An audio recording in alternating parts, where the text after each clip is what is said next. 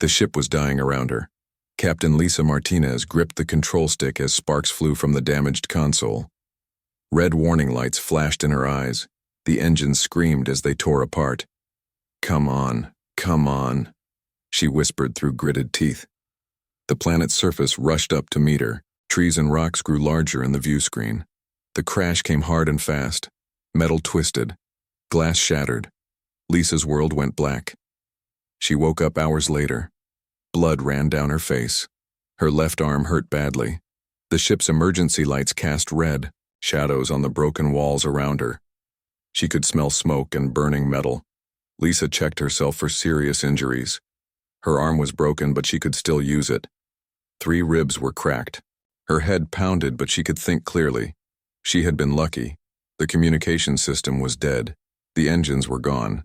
Her ship would never fly again. She was trapped on an alien world, deep in enemy space. Lisa pulled herself from the pilot's seat and looked around the wreckage. Most of her equipment was still intact. She found her weapons, her armor, and her survival pack. The emergency medical kit was damaged, but she could still use some of it. She wrapped her broken arm in a makeshift sling. Pain shot through her, ribs as she moved, but she ignored it. Pain was something she could deal with later. Outside the ship, she could see she had crashed in a forest. Tall trees with purple leaves stretched in all directions. The sky was orange and 2 small moons hung in the afternoon light. This was definitely not a human world. Lisa knew where she was. This was Kepler 442b, a mining colony controlled by the Zephyrian Empire. She had been on a reconnaissance mission to gather information about their military positions. Now she was stuck behind enemy lines with classified data that could save millions of human lives. The Zephyrians were bad news. They stood 8 feet tall and had gray skin like stone. Their technology was far ahead of anything humans had. They were also completely ruthless. They did not take prisoners unless they wanted to study them before killing them. Lisa gathered her gear and covered the crash site with branches and debris. It would not fool anyone for long, but it might buy her some time.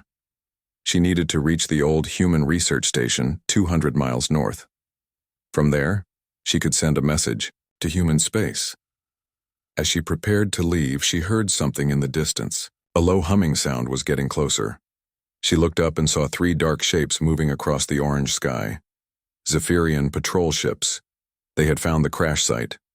Lisa grabbed her pack and ran into the forest. Behind her, the ships landed near her destroyed vessel. She could hear voices speaking in the harsh Zephyrian language. They were examining the wreckage. She kept running until she was far from the crash site. Only then did she stop to rest and think. The Zephyrians would soon realize a human had survived. They would send search teams to find her. She had to stay ahead of them. But Lisa Martinez was not an ordinary human. She had spent 10 years in Earth's special forces. She had fought in the urban wars on Mars. She had survived behind enemy lines on 3 different worlds. She knew how to stay hidden. She knew how to fight. And most importantly, she knew how to kill. The Zephyrians thought they were hunting one scared human. They were wrong. They were about to learn that sometimes the prey was more dangerous than the hunter. Meanwhile, 200 miles away, Commander Vestan Krell received the report about the crashed human ship. He sat in his command center, studying the information on his screen. A human officer had survived and escaped into the wilderness. Krell was interested. In 40 years of military service, he had never captured a living human. His people considered humans to be an inferior species. They were weak and primitive. Their technology was centuries behind Zephyrian science. They should have been easy to conquer. But somehow, humans kept fighting back. They used tactics that made no sense. They refused to surrender even when defeat was certain. They fought with a savage desperation that confused Zephyrian military leaders. Krell wanted to understand this strange species. Capturing a human officer alive would give him valuable intelligence. He could study how they thought. He could learn their weaknesses. This information would be useful when the Empire finally moved to conquer human space. He sent orders to all military units on the planet. Find the human. Capture her alive if possible. Kill her only if necessary. The reward for her capture would be substantial. Within hours, search teams were moving through the forest where the ship had crashed. They carried advanced sensors that could detect human life signs from miles away. They had tracking devices that could follow the smallest traces. They were confident this would be an easy hunt. The search teams were made up of Zephyrian soldiers in full combat armor. Each soldier was trained from childhood to fight. Their weapons could punch through solid steel. Their armor could stop almost any human weapon. They moved through the forest like gray ghosts, silent and deadly. But as they searched, something was watching them. Hidden in the trees above, Lisa Martinez studied her enemies. She counted their numbers. She noted their weapons. She observed their tactics. The Zephyrians moved in standard military formations. They communicated through radio channels she could intercept with her equipment. They were disciplined and well-trained, but they were also predictable. Lisa smiled grimly as she watched them pass below her hiding spot. These soldiers had probably never fought an enemy who refused to play by their rules. They expected their opponents to meet them in open battle, where superior technology would win the day. They were about to learn that humans had different ideas about warfare. As night fell over the alien forest, Lisa began to move. She followed, the search teams at a distance learning their patterns. She identified the leaders and the weak points in their formation. She planned her first attack. The Zephyrians thought they were hunting a single, desperate human. They had no idea they were walking into a trap set by a predator who had evolved on the most dangerous world in the galaxy. Earth had spent 4 billion years teaching its children how to survive against impossible odds. The lesson was about to begin. 3 days had passed since the crash. Lisa moved through the alien forest like a shadow. Her broken arm still hurt, but she had learned to ignore the pain. She had found food and water. More importantly, she had found her first target. 8. Zephyrian soldiers were camped in a clearing 2 miles from the crash site. They had set up a temporary base with sensors and communication equipment. Their leader, a tall Zephyrian with silver markings on his armor, was studying maps of the area. Lisa watched them from the trees for hours. She learned their guard rotations. She saw how they positioned their weapons. She noted that they were confident, maybe too confident. They did not expect any real threat from one human. That would be their mistake. As night came, Lisa prepared for her first attack. She had taken apart some of her equipment to make improvised weapons. Her military knife was sharp and silent. She had rigged small explosive charges from her emergency kit. Most importantly, she had patience. The Zephyrians posted 2 guards, while the others slept. Lisa waited until the guards were at opposite ends of the camp. Then she moved. She came from above, dropping silently from a tree branch onto the first guard. Her knife went through a gap in his armor, finding the soft tissue underneath. The Zephyrian tried to scream, but Lisa's hand covered his mouth. He died quickly and quietly. The second guard was checking the perimeter when Lisa found him. She used a piece of metal cable as a garrote, wrapping it around his neck from behind. The guard struggled for 30 seconds before going still. Now, there were 6 left, all sleeping. Lisa moved to their communication equipment first. She planted small explosive charges on the radio and the sensors. When those went off, the surviving Zephyrians would be blind and deaf. Next, she sabotaged their weapons cache. A few drops of acid from her emergency kit would make their energy rifles useless. The charges would explode in their faces if they tried to fire them. Then she began to wake them up. The first soldier died in his sleep, Lisa's knife sliding between his ribs. The second woke just in time to see her face before the blade found his heart. The third managed to sit up before she broke his neck with her bare hands. The explosives went off. The communication equipment burst into flames. The remaining 3 Zephyrians stumbled awake, confused and blind in the sudden darkness. "Contact, we are under attack," shouted their leader in his harsh language. He reached for his weapon, but the rifle exploded in his hands, tearing apart his fingers. Lisa was already moving. She had studied Zephyrian anatomy during her military training. She knew where they were vulnerable. Their armor was strong, but it had weak points at the joints. The fourth soldier tried to run, but Lisa tackled him from behind. They rolled on the ground, fighting hand to hand. The Zephyrian was stronger, but Lisa was faster. She got behind him and twisted his head until his neck snapped. The fifth soldier had found a backup weapon, a simple metal club. He swung it at Lisa's head, but she ducked and rolled. The club hit empty air. Lisa came up inside his reach and drove her knife up under his chin. The blade punched through his brain. Only the leader was left. He was wounded and weaponless, his hands destroyed by the exploding rifle. Blood ran down his arms as he backed. "Away from Lisa, please," he said in broken human language. "I surrender. I give information." Lisa looked at him with cold eyes. "Information about what?" "About the invasion. About Commander Krell. About the plan to attack your worlds." Lisa stepped closer. The Zephyrian fell to his knees, begging for his life. She could see the fear in his alien eyes. Good. Fear was a weapon she could use. "Tell me everything," she said. The leader talked quickly. He told her about the military buildup on this world.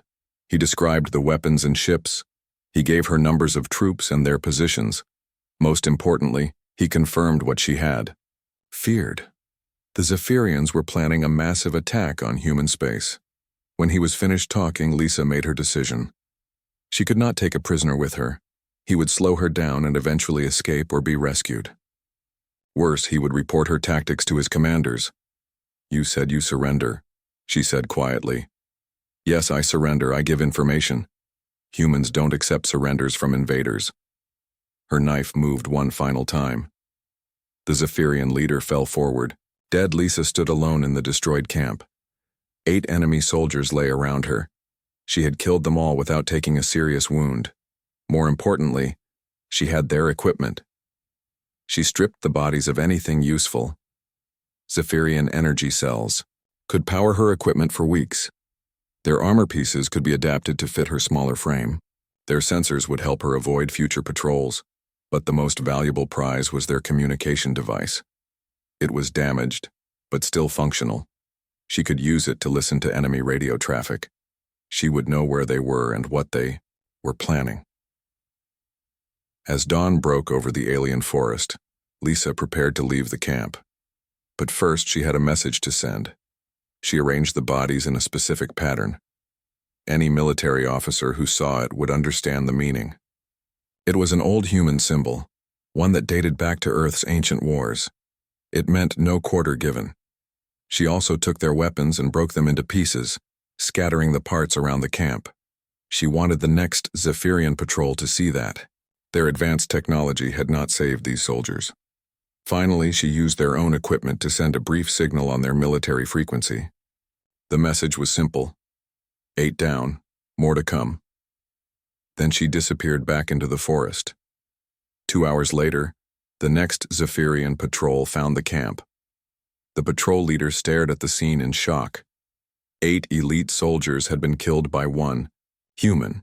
Their weapons were destroyed, their equipment was stolen. Their bodies were arranged in some kind of primitive war symbol. The patrol leader had fought in dozens of battles across the galaxy. He had seen death in many forms.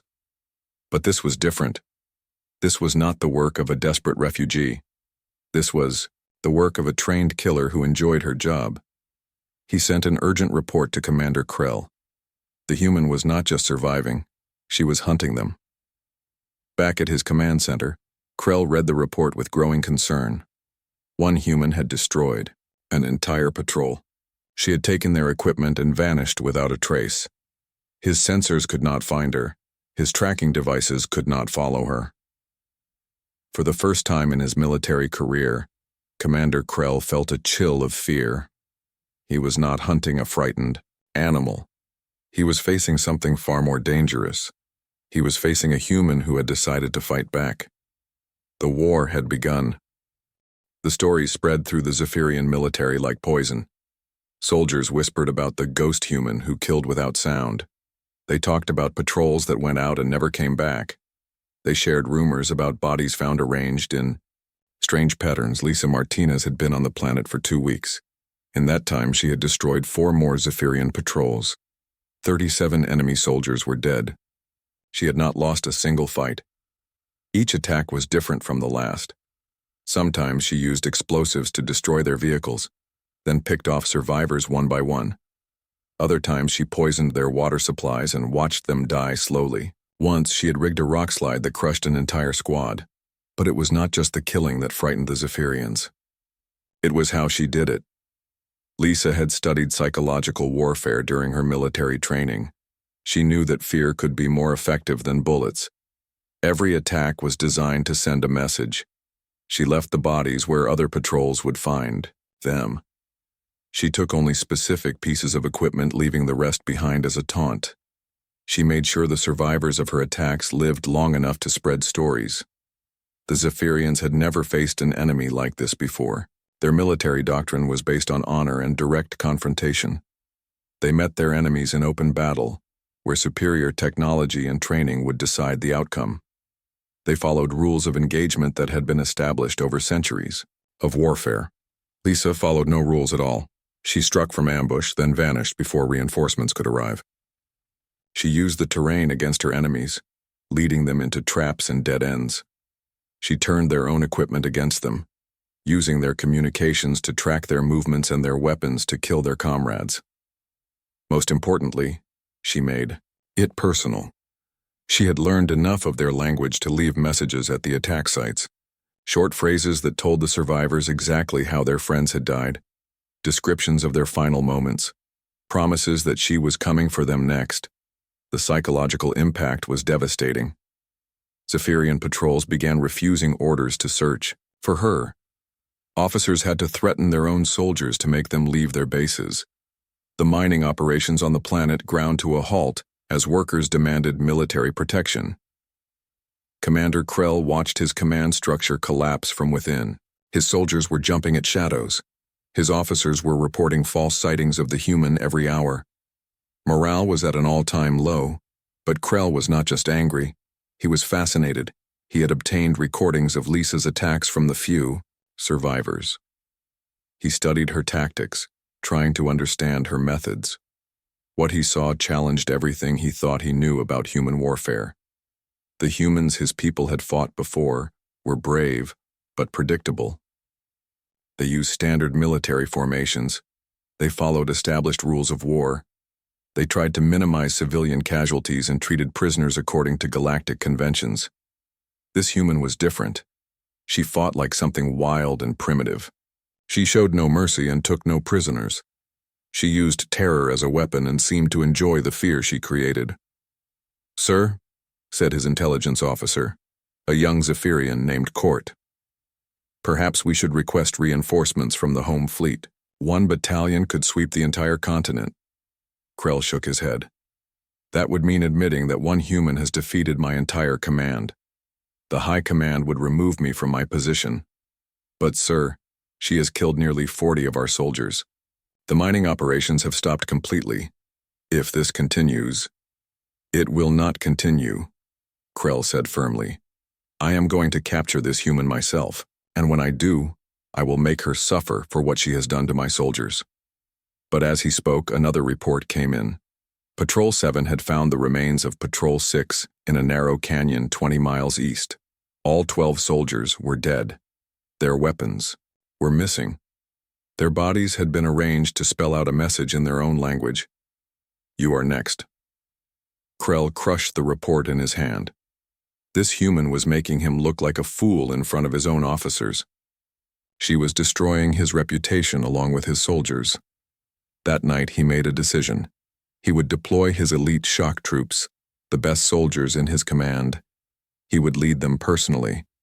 They would find this ghost human and end her reign of terror once and for all. Meanwhile, Lisa was watching the Zephyrian military base from the hills above.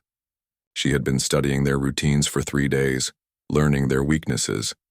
She could see the fear in how they moved, the way they jumped at small sounds and checked corners twice. She had accomplished something remarkable.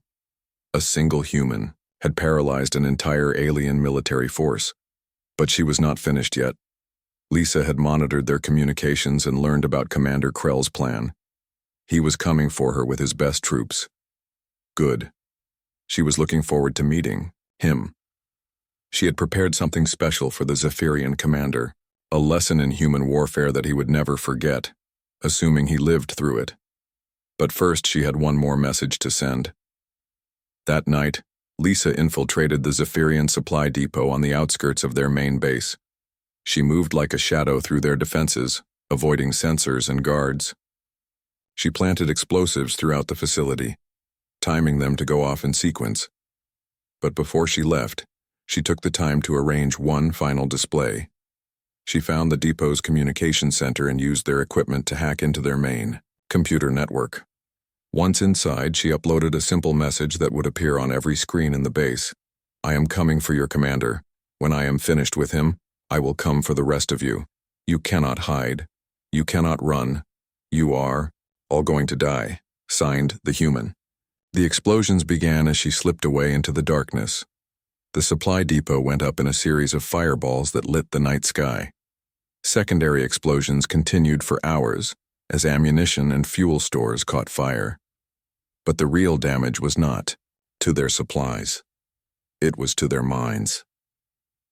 The message on their computer screens told the Zephyrians that their enemy could reach them anywhere. She could penetrate their most secure facilities. She could turn their own technology against them. No place was safe. By morning, half of Krell's soldiers had requested transfers to other worlds. The other half were too terrified to patrol beyond the main base perimeter. The mighty Zephyrian military had been reduced to a cowering garrison, afraid to leave their fortifications. Commander Krell stood in the ruins of his supply depot, reading the human's message on a portable screen. His gray skin was darker with rage, his hands shook with fury. She wants to face me? He growled. Then she will have her wish. Gather the shock troops. We leave at dawn. But as he spoke, his intelligence officer approached with another report. Long-range sensors had detected unusual activity near the old human research station, energy signatures that suggested someone was trying to repair damaged communication equipment. Krell smiled coldly. The human was trying to call for help. She was finally showing weakness. If he could reach her before she sent her message, he could capture her and end this nightmare. What he did not know was that Lisa had deliberately triggered those sensors. She was not trying to repair anything. She was setting the biggest trap of her life. The final confrontation was about to begin. Commander Krell's shock troops were the finest soldiers in the Zephyrian military. Each warrior had been selected from childhood for their size, strength, and intelligence. They wore the most advanced armor their empire could produce. They carried weapons that could level buildings. 120 of them marched through the alien forest, following their commander toward the human research station. They moved in perfect formation, their sensors sweeping the area for any sign of their target. Overhead, 3 armed shuttles provided air support and reconnaissance. Krell rode in an armored command vehicle at the center of the column. He studied tactical displays that showed every rock and tree for miles around. His long-range scanners had detected the energy signatures near the research station. The human was there, probably trying to repair damaged communication equipment. This time, there would be no escape. This time, he would capture the ghost human and make her pay for the deaths of his soldiers. But Lisa Martinez was not at the research station. She was hidden in the hills above, watching the massive Zephyrian force through stolen optical equipment. She counted their numbers and noted their positions. 120 soldiers, plus air support. The largest force ever sent against a single human. She smiled grimly. They still did not understand what they were facing. Lisa had spent the last week preparing for this moment. The energy signatures that had drawn them here were fake, created by modified Zephyrian equipment she had salvaged from previous attacks. The real research station was empty, but she had rigged it with enough surprises to keep them busy. More importantly, she had finally managed to access the Zephyrian computer network. During her infiltration of their supply depot, she had planted a small device that gave her limited access to their databases. What she had found there made her blood run cold. The invasion of human space was not months away. It was weeks away. The Zephyrians had assembled the largest military force in their history. Thousands of ships, millions of soldiers, weapons that could crack planets. They were planning to strike at 17 human worlds simultaneously, destroying all resistance in a single coordinated attack. Lisa had the complete battle plans, troop movements, and target lists. This information could save billions of human lives. But first, she had to survive long enough to send it. She watched as Krell's forces surrounded the research station. They deployed in a perfect circle, covering every possible escape route. Their commander was taking no chances this time. Through her hijacked communication equipment, Lisa listened to their radio chatter. Krell was giving orders in clipped, military tones. His soldiers responded with professional efficiency. These were not the frightened garrison troops she had been killing. These were hardened veterans who had fought across the galaxy. Good. That would make her victory more impressive. Lisa activated the first phase of her plan. Hidden charges exploded around the research station, creating smoke and confusion. Emergency. Beacons began broadcasting distress signals on multiple frequencies. Automated defenses came online, firing randomly in all directions. The Zephyrians responded exactly as she had hoped. They moved toward the station in tight formation, believing they had trapped their target inside. Their air support closed in to provide cover fire. They walked straight into her trap. Lisa had spent days rigging the area around the station with improvised mines and explosive devices. As the first wave of soldiers advanced, the ground beneath them erupted in a series of devastating explosions. 20 Zephyrians died instantly. Another 30 were wounded and crying out in pain. But that was just the beginning. The automated defense systems Lisa had reprogrammed began targeting Zephyrian life signs. Turrets that had been designed to protect human researchers now turned their weapons on the alien soldiers. Energy beams cut through their ranks, dropping them one by one. In the confusion, Lisa began her own attack. She had positioned herself on high ground overlooking the battle site. With a salvaged Zephyrian rifle, she picked off officers and communications specialists. Each shot was carefully aimed to cause maximum disruption to their command structure. Commander. Krell watched his perfect battle plan fall apart in minutes. His soldiers were taking heavy casualties from weapons that should not have been operational. His communications network was failing as key personnel were killed by sniper fire. His air support was struggling to find targets through the smoke. An electronic interference. Where is she? He roared into his radio. Find the human. But Lisa was already moving. She had never stayed in one position for more than a few shots. By the time the Zephyrians identified her firing position, she was gone, striking from a completely different angle. She moved through the battle like a ghost, appearing just long, enough to kill a few more soldiers before vanishing again. She used the terrain to her advantage, striking from impossible angles and disappearing into hidden paths she had prepared in advance. The Zephyrian formation began to collapse. Soldiers who had maintained perfect discipline under fire from conventional enemies started to panic when faced with an enemy they could not see or predict. They began firing at shadows, wasting ammunition on empty trees and rocks. Lisa watched, their fear grow with professional satisfaction. Fear was contagious in military units. Once it started, it spread quickly through the ranks until even the best soldiers became ineffective. She decided it was time for the second phase of her plan. Using the communication device she had planted in their network, Lisa hacked into their command frequency. Her voice suddenly filled every radio in the Zephyrian force. Commander Krell, your soldiers are dying because of your pride. I gave you a chance to leave this world. You refused. Now you will learn why humans are the dominant species in our part of the galaxy. Krell's response was immediate and furious. Show yourself, human. Face me in honorable combat. Lisa's laughter echoed across the battlefield. Honorable combat? You came here to invade my species' worlds and enslave our children. There is no honor in that. There is only survival. She triggered the final set of explosives she had hidden around the station. The building collapsed in a cloud of dust and debris, taking out another squad of Zephyrians who had been taking cover behind it. 47 of your soldiers are dead, Krell. How many more will you sacrifice for your ego? The commander's voice shook with rage. I will kill you with my bare hands. You will try, Lisa replied calmly. But first let me tell you what I found in your computer systems. She began broadcasting the invasion plans over the open channel, describing the attack on human worlds in detail. She named the target systems, the number of ships assigned to each assault, and the timeline for the attacks.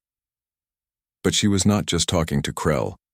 She was also transmitting the data through a hidden relay she had established in the research station's ruins. The information was being sent to human space through encrypted channels the Zephyrians could not detect. Krell realized what was happening. "Stop the transmission," he screamed at his communications officers. "Jam all frequencies." But it was too late. The data was already gone, racing through space toward human military commanders who would use it to prepare their defenses. Lisa's voice came over the radio one last time. "Your invasion is finished, Krell. Human fleets are already moving to intercept your forces. Your surprise attack has become a suicide mission."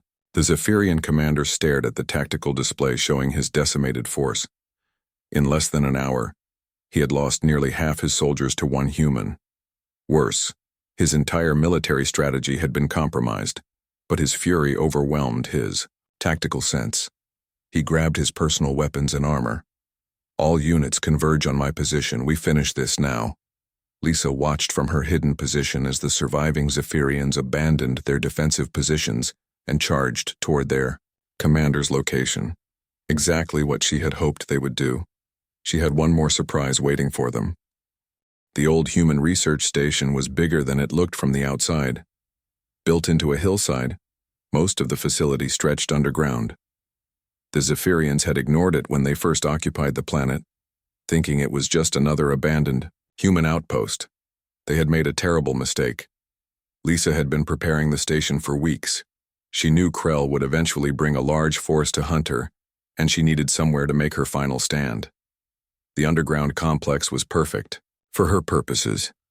She had spent days crawling through maintenance tunnels and ventilation shafts, learning every passage and room. She had rewired the electrical systems, reprogrammed the security network, and placed weapons caches throughout the facility.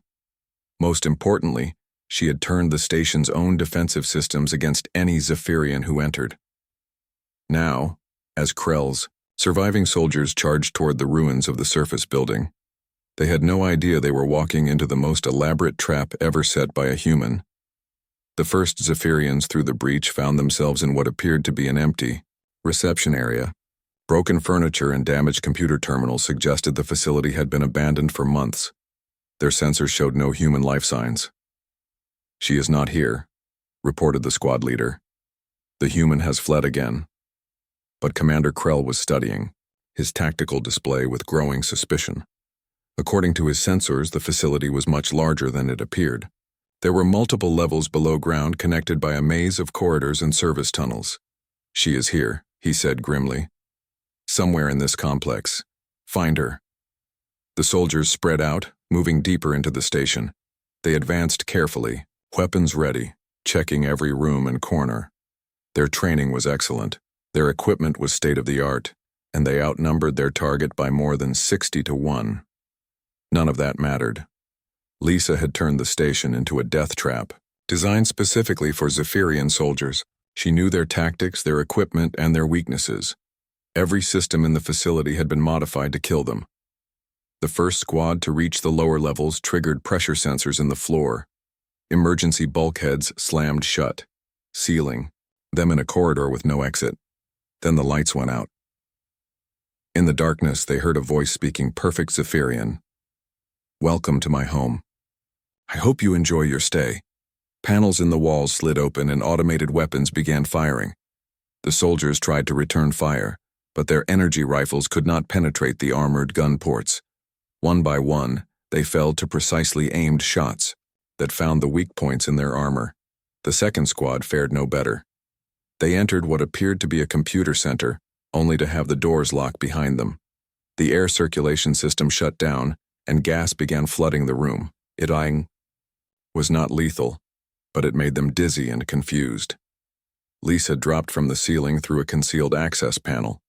She moved among them like a shadow, striking with her combat knife. The drugged soldiers were too slow to react. By the time the gas cleared, all 8 were dead. Throughout the facility, similar scenes played out. Squads of veteran Zephyrian soldiers were isolated, disoriented, and eliminated by a single human who seemed to be everywhere at once. Lisa used the station's maintenance tunnels to move between levels without being detected. She knew every shortcut and hidden passage. She could appear behind enemy soldiers, strike quickly, and vanish before reinforcements arrived. But she was not just killing them. She was breaking their will to fight. Every few minutes, her voice echoed through the facility's communication system. She described exactly how their comrades had died.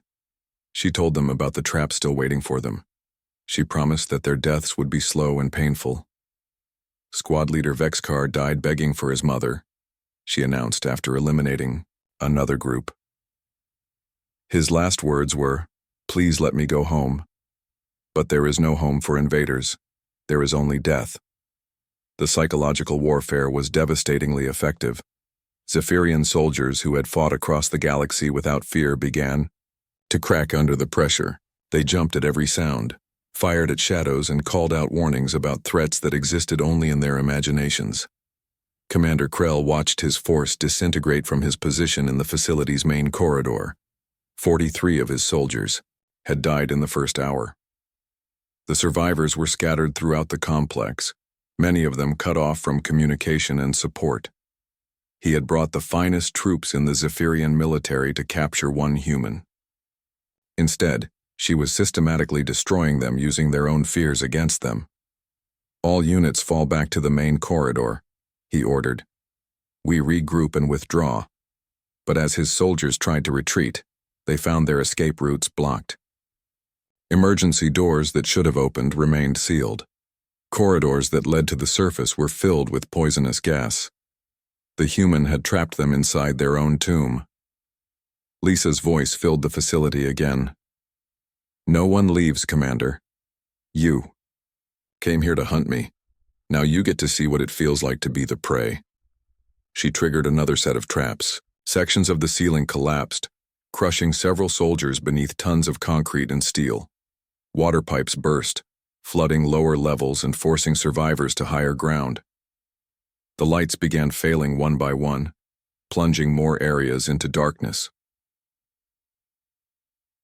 No, the growing chaos, Lisa continued her hunt. She moved through the facility like an avenging spirit, striking without warning and disappearing before her enemies could respond.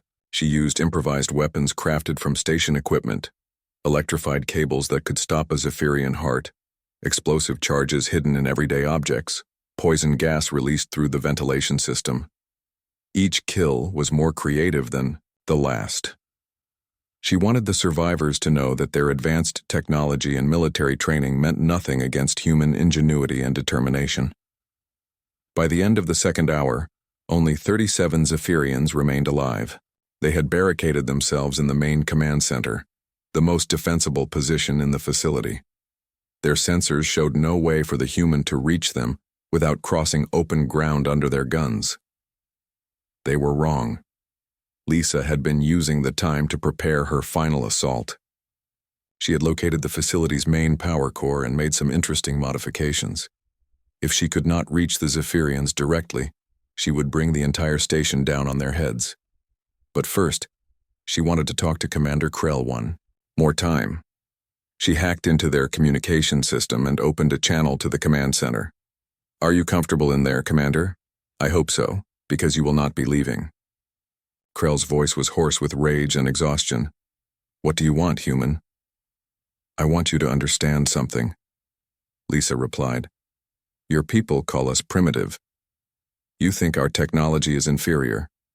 You believe your military is stronger than ours. But you are about to die at the hands of one human using improvised weapons and scrap metal. What does that say about your superiority? You fight without honor," Krell spat. "You use tricks and traps instead of facing us in honest battle." Lisa laughed coldly. "Honor? You came to my world to kill my people and steal our resources. You planned to massacre billions of innocent humans. And you talk to me about honor?" She began broadcasting on all frequencies, addressing not just Krell but any Zephyrian who might be listening across the galaxy. "This is Captain Lisa Martinez of the Human Colonial Defense Force. I am sending a message to the Zephyrian Empire. You are not as strong as you think you are. Your technology will not save you from human determination. Your numbers will not protect you from human ingenuity. If you attack our worlds, every human will become your enemy, and we will show you no mercy. The transmission ended. In the silence that followed, the surviving Zephyrians could hear something ominous. The sound of metal grinding against metal, deep within the station's structure. Lisa had triggered the final phase of her plan. The station's fusion reactor was overloading, its safety systems disabled by carefully placed charges. In exactly 6 hours, the entire facility would explode with the force of a small nuclear weapon. But she was not finished with her enemies yet. She still had 6 hours to make their last moments on life as unpleasant as possible. The command center had become a prison. 37 Zephyrian soldiers huddled behind barricaded doors, listening to the sounds of their fortress falling apart around them. The lights flickered constantly. Strange noises echoed through the walls. The air smelled of smoke and death. Commander Krell sat at the central command console, staring at displays that showed the scope of his defeat. In less than 3 hours, he had lost over 80 elite soldiers to one human. His reputation was destroyed. His career was over. His life would probably end in this underground tomb. But the worst part was not the physical danger. It was the voice. Lisa Martinez had been talking to them for the past hour, speaking in perfect Zephyrian through the facility's communication system. She described in precise detail how each of their comrades had died. She told them about the fear in their eyes, the sounds they made as life left their bodies, the way they begged for mercy that never came. Squad leader Thekvar was the 15th to die. Her voice echoed through the speakers. He tried to hide in a storage closet, but I found him. Do you know what he said when I put my knife to his throat? He said he was sorry. Sorry for invading my world. Sorry for planning to kill my people. Sorry for following your orders, Commander. Krell's hands shook with rage. Stop this. Face me in honorable combat. Lisa's laughter was cold and mocking. I already told you, Commander, there is no honor in this. You came here as an invader. You will die as one. She paused, then continued in a softer, more conversational tone. But let me tell you what I really think about honor. Your people believe that strength gives you the right to conquer others. You think superior technology makes you superior beings. You justify mass murder by calling it military necessity. The speaker crackled as she adjusted, something on her end. But here is what you do not understand about humans. We do not fight because we think we are better than you. We fight because you threatened our families. We do not use these tactics because we lack honor. We use them because we will do anything to protect the people we love. One of Krell's officers, a young soldier named Grixtal, was breathing heavily. His eyes darted around the room as if looking for hidden enemies. The constant psychological pressure was breaking him down. Sir, he whispered, maybe we should try to negotiate. Offer her safe passage in exchange for our lives. Krell backhanded him across the face. We do not negotiate with inferior species. But even as he said it, Krell wondered if negotiation might be their only option. The human had demonstrated abilities that defied everything he thought he knew about her species. She had outfought his soldiers, outmaneuvered his tactics, and outsmarted his technology. Lisa's voice returned as if she had been listening to their conversation. Oh, Commander, I heard that. You called me inferior. But which of us is winning this battle? Which of us is trapped underground, surrounded by the bodies of their soldiers? She let that sink in for a moment, then continued. I have been studying your military records through your own computer systems. Very impressive, Commander Krell. 40 years of service, campaigns across 17 worlds, millions of enemy casualties. You are considered one of the finest military minds in the Zephyrian Empire. Krell felt a chill of dread. If she had access to his records, what else did she know? But do you know what I find interesting about your career? Lisa continued. You have never lost a battle. Not once in 40 years. Every enemy you faced was weaker than you. Every world you conquered was defenseless. Every victory was guaranteed before the fighting even started. Her voice turned mocking. You are not a great commander, Krell.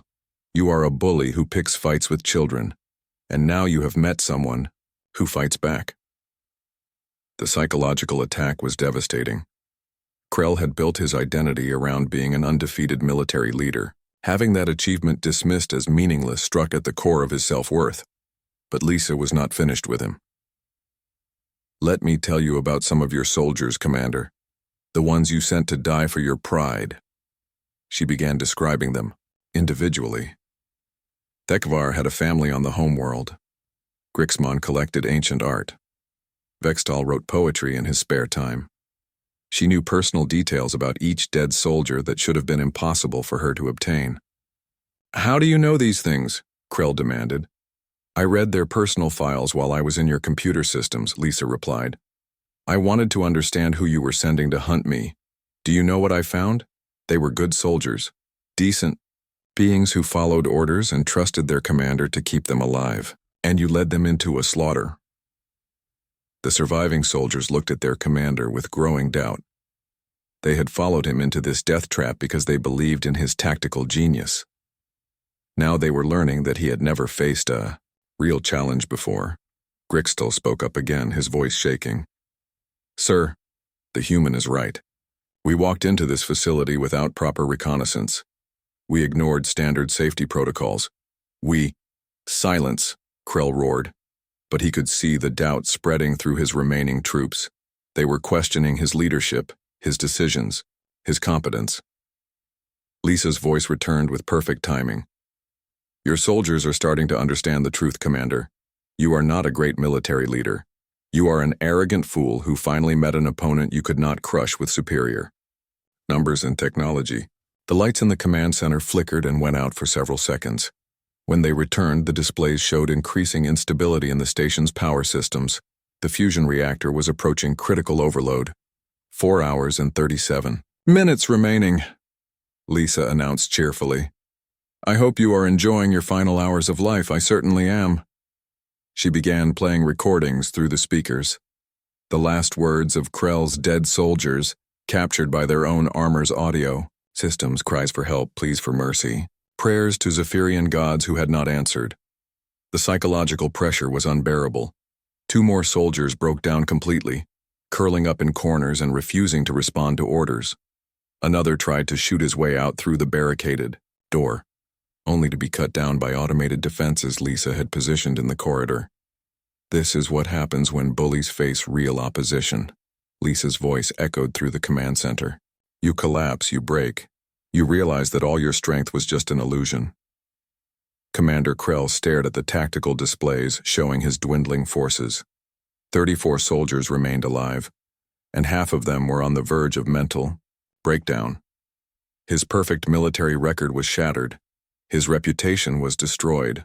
But worse than that, he was beginning to understand that the human was right about him. He had never faced a real challenge before. Every enemy he had defeated was weaker, less advanced, less determined. He had built his career on easy victories against inferior opponents. Now he faced someone who refused to be intimidated by superior technology or overwhelming numbers. Someone who turned his strengths into weaknesses and his advantages into liabilities. Someone who fought with a savage intelligence that his military training had never prepared him for. For the first time in his life, Commander Krell was experiencing true fear. What do you want from us? He asked quietly. Lisa's response was immediate. I want you to understand what you really are. Not great warriors, not superior beings, just bullies who picked the wrong fight. The lights went out again, and this time, they stayed out for a full minute. In the darkness, the surviving Zephyrians could hear new sounds, metal groaning under stress, pipes bursting, automated systems failing throughout the station. When the emergency lighting finally activated, it cast everything in a hellish red glow that made the command center look like a scene from their worst nightmares. 4 hours remaining, Lisa announced. I suggest you use that time to think about all the innocent lives you planned to destroy, all the families you would have torn apart, all the worlds you would have burned. Her voice turned cold and final. When this station explodes, it will be justice, not just for me, but for every human you would have killed. The red emergency lights cast twisted shadows across the command center as Commander Krell made his decision. His pride, his career, and his reputation were already destroyed. But 34 of his soldiers were still alive, and he had a responsibility to save them if possible. "Human," he called out to the speakers, "I wish to negotiate." Silence stretched for long minutes. Then Lisa's voice returned, sounding almost amused. "Negotiate? Now you want to talk, Commander? After sending over 100 soldiers to capture me?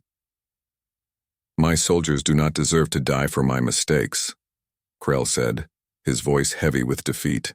"I offer myself in exchange for their lives. Take me as your prisoner. Let them go."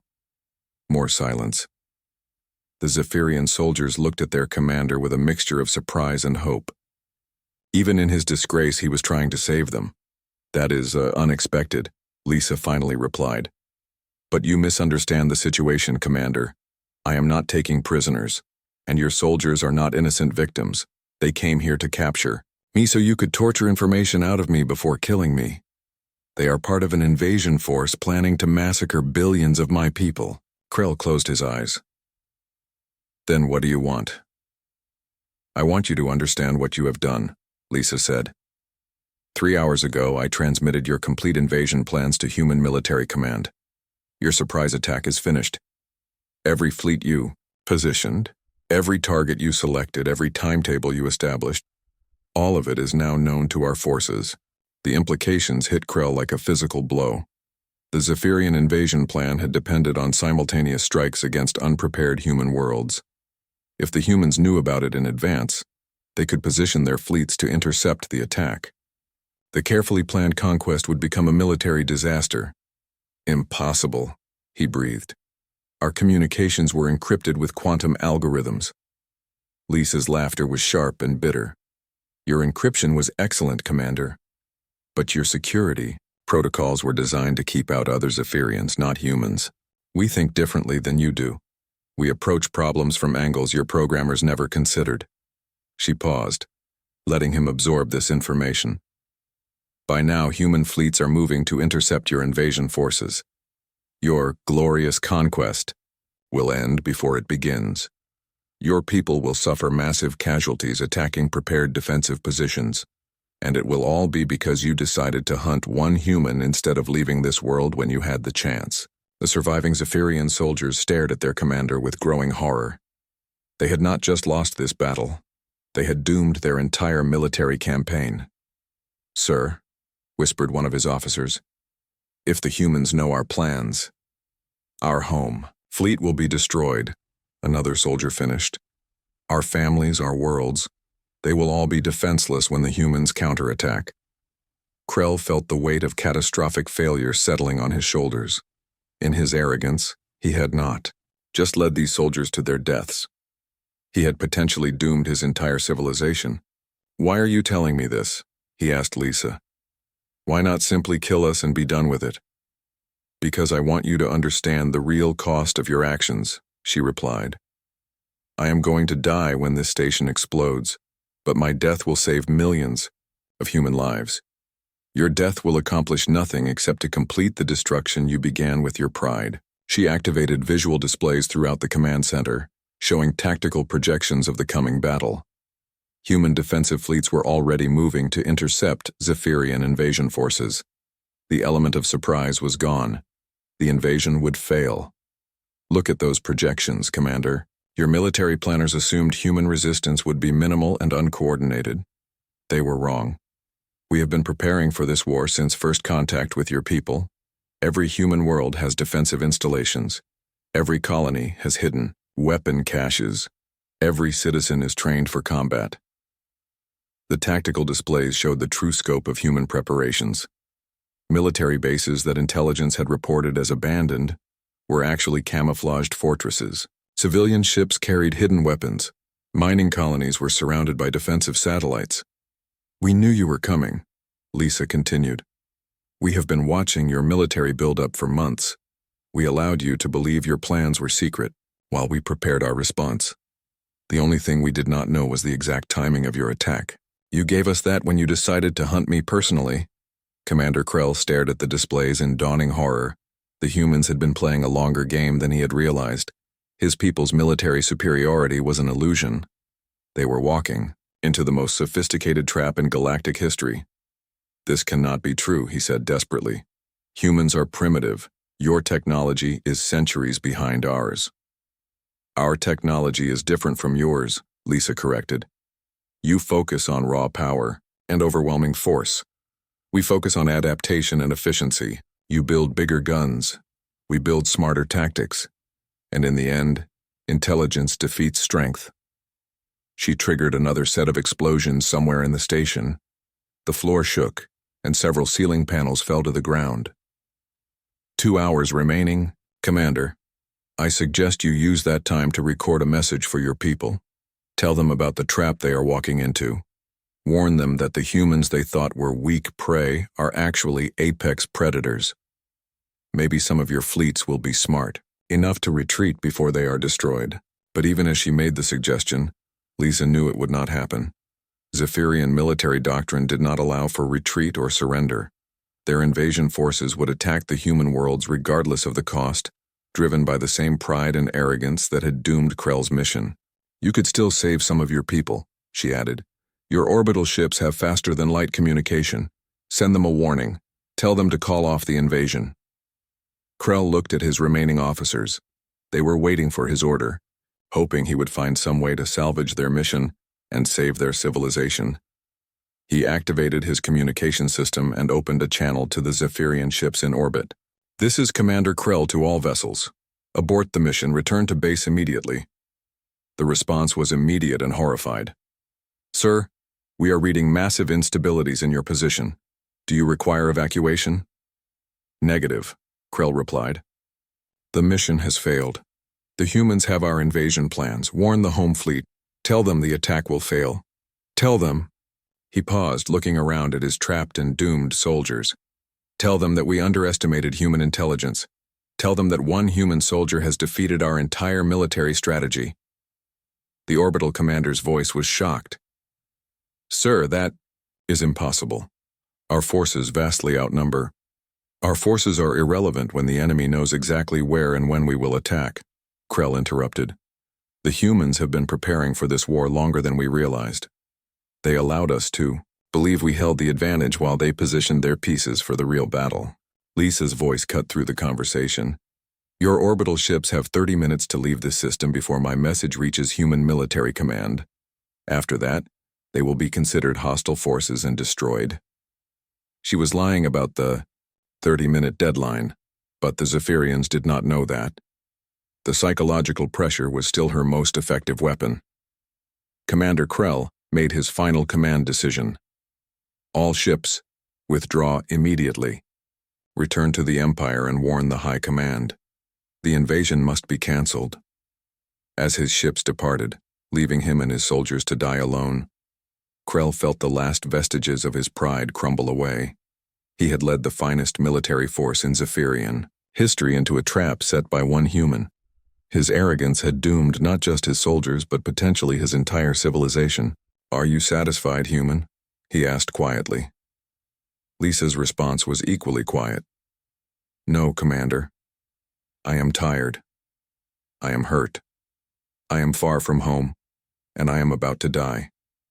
But I am satisfied that my death will mean something. My people will live because of what I accomplished here." The station shook again as more systems failed. In the distance, they could hear the sound of the fusion reactor building toward critical overload. 1 hour remaining, Lisa announced. "I suggest you make peace with your gods, Commander, because in 60 minutes we will all discover what lies beyond death." The final explosion lit up the alien sky like a second sun. The research station and everything within a mile radius vanished in a ball of superheated plasma that could be seen from orbit.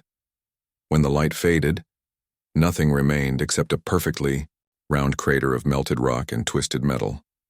Captain Lisa Martinez died in that explosion, along with Commander Krell and the last 34 soldiers of his elite force. But her final transmission had already reached human space, carrying with it the complete Zephyrian invasion plans and tactical data that would reshape the course of galactic warfare.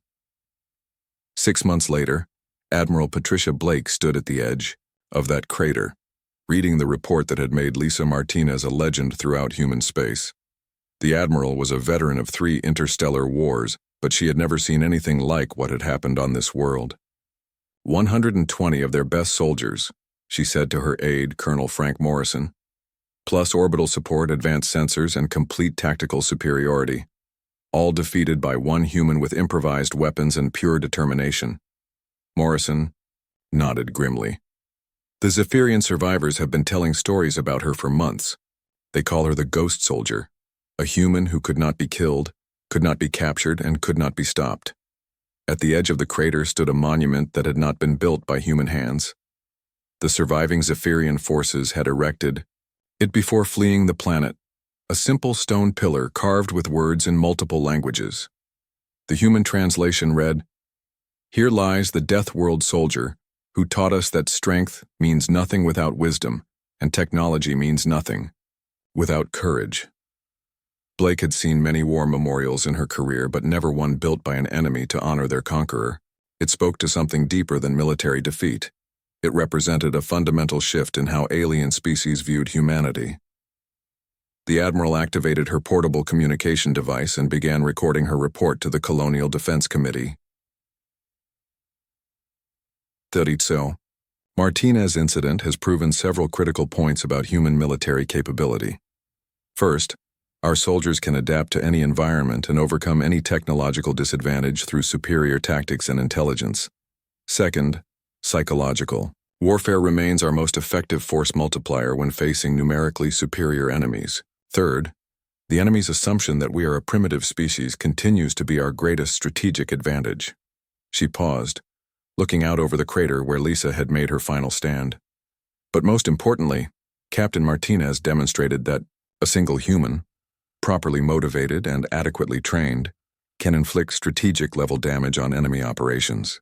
Her sacrifice saved billions of lives by exposing and disrupting the Zephyrian invasion timeline. The Zephyrian invasion had indeed failed catastrophically. Warning by Lisa's intelligence data, human fleets had been positioned to intercept the alien armada at every target system. What should have been surprise attacks on unprepared colonies became brutal defensive battles where human forces held every advantage. The Zephyrian military lost 60% of their invasion fleet in the HFY first week of fighting. Their remaining forces retreated to their home systems, where they found human counterattack fleets waiting for them. The war that was supposed to establish Zephyrian dominance over human space instead ended with human forces occupying 3 Zephyrian worlds. But the real victory was not military. It was psychological. Word of Lisa's one-woman war spread throughout the galaxy. Alien species that had viewed humans as weak and primitive began to reconsider their assumptions. Military planners who had dismissed human capabilities started studying human tactical doctrine with new respect. The message was clear. Humans might not have the most advanced technology or the largest armies, but they possessed something more dangerous. They had the intelligence to turn any disadvantage into an opportunity, and the determination to fight against impossible odds. Admiral Blake finished her report and transmitted it to Earth. Then she walked to the monument and read the inscription again. Below the main message, carved in smaller text, were the final words Lisa had transmitted before the explosion. They wanted to capture a human to understand our weaknesses. Instead, they learned why we are the only species to evolve on a planet that spent 4 billion years trying to kill us. We don't just fight wars, we are war. Those words had become the unofficial motto of the colonial defense forces. They were painted on the hulls of human warships, carved into the walls of military academies, and whispered by soldiers preparing for battle across human space. Colonel Morrison joined the Admiral at the monument. "Ma'am, the xenobiology team has finished their analysis of the crater. They found something interesting." He handed her a data pad showing spectral analysis results. The explosion was shaped by Lisa's final modifications to the reactor. She directed most of the blast energy upward and outward, creating maximum psychological impact while minimizing damage to the surrounding ecosystem. Even in her final moments, she was thinking tactically. Blake nodded slowly. She wanted to send a message, not just to the Zephyrians but to any species that might consider humans as easy targets. The message had been received. In the months following the Martinez incident, 3 separate alien governments had opened diplomatic channels with human authorities. Trade agreements were being renegotiated in humanity's favor. Military buildups near human space had been quietly scaled back. The galaxy was learning to respect the species from the deathworld. As Blake and her team prepared to leave the memorial site, their communication equipment detected an incoming transmission from Earth. The message was brief but significant. Captain Lisa Martinez has been posthumously awarded the Colonial Medal of Honor, the highest decoration our nation can bestow. In addition, the Colonial Defense Committee has approved the Martinez Doctrine, new military guidelines based on her tactics and strategies. All Special Forces units will now receive training in asymmetric warfare and psychological operations. The Admiral smiled grimly. Lisa's influence would extend far beyond her death. A new generation of human soldiers would learn her methods, carry on her mission, and ensure that her sacrifice was never forgotten. But perhaps the most fitting tribute to Lisa Martinez came from an unexpected source. The Zephyrian Military Academy had begun teaching a new course called The Human Problem, a detailed analysis of human tactical thinking and psychological warfare methods. The primary case study was Lisa's campaign on Kepler 442b. Enemy soldiers were learning to fear human ingenuity. Military planners were warning their governments about the dangers of underestimating humanity. The ghost soldier's reputation was spreading terror through the ranks of potential invaders. Admiral Blake took one final look at the crater where Lisa had died. In the distance, purple alien trees swayed in the orange sunlight of the foreign sky. But this world no longer belonged to the Zephyrians. It had been claimed by something far more powerful than military conquest. It had been claimed by legend.